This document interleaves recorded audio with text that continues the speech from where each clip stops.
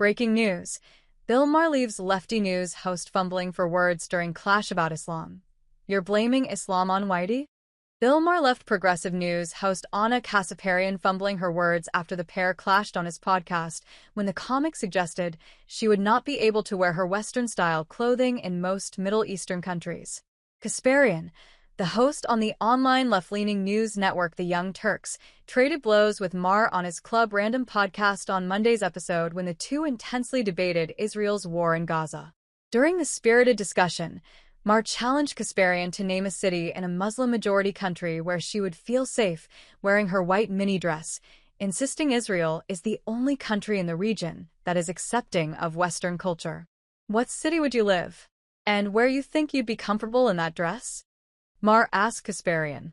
I'm sure it would not be comfortable in this dress in any of the various Middle Eastern countries that have been destabilized, she started to answer before the comedian interrupted her.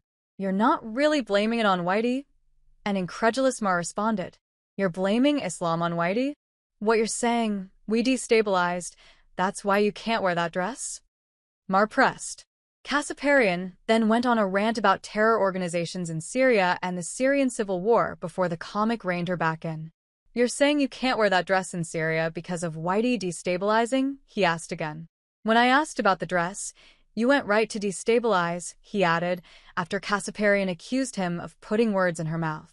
The Young Turks host ultimately admitted she would not live in any city from North Africa to Uzbekistan, as Maher framed it, and agreed Israel would likely be the most accepting of her attire. I'm sure a woman of my age who grew up in the Western world would probably feel the most comfortable in Tel Aviv. I will concede that, she said.